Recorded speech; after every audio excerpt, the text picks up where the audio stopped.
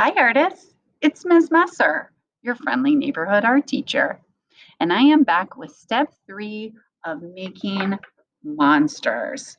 So today we're really going to focus on our collage skills. That means we're going to be taking really tiny pieces of paper. We're going to be cutting them, we're going to be tearing them, and then we're going to be gluing them in interesting ways. So let's go ahead and look at my artwork to help us get started. All right. So here's my artwork that I started yesterday. And I want to point out, I started with that shape, I cut it out, and then I added some drawn parts on here. So I used my oil pastels to draw my face on, and I added some collage hair. But I want you to keep going with your collage. So look in your art kit, and I want you to notice there's lots of different interesting pieces of paper.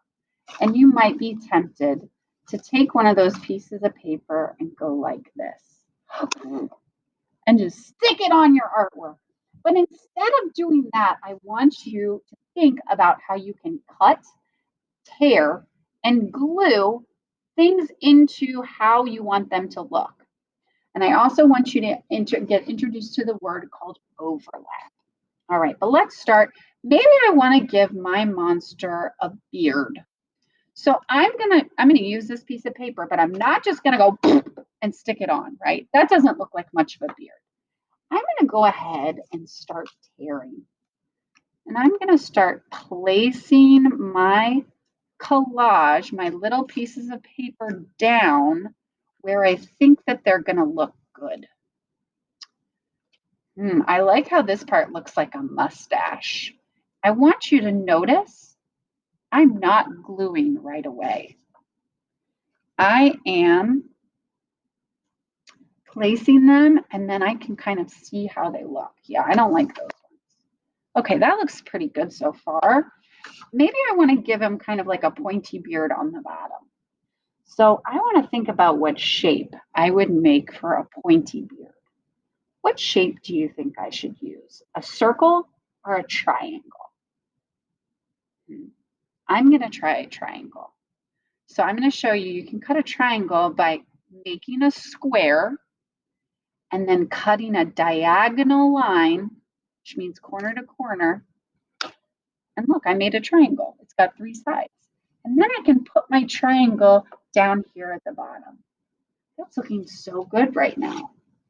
But you know what? I want to give my monsters some ears.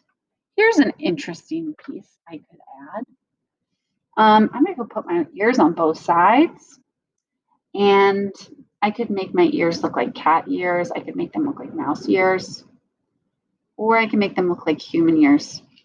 I'm going to try 2 curves. Oh, those look a lot like ears. 2 curves, 1 on each side. Oh, I love it. That looks awesome so far. Okay, the next thing I want to teach you is the word overlap. Overlap is when we put one thing on top of something else. So I'm going to add earrings to my artwork. And I'm going to do that by adding overlap. Maybe I'm going to make small little square earrings. Here's my square earrings. And I can add just by putting it right on top of my ears. Look, now it looks like I have earrings. And I'm doing that thing called overlap, where we put one thing on top of something else. Now, this isn't glued down right now. I want to start gluing this. I could add lots more details on here. I could add a bow. I could add eyelashes. I could add anything I wanted, and I can do it using collage. Check it out. There's one eyelash. I could keep going.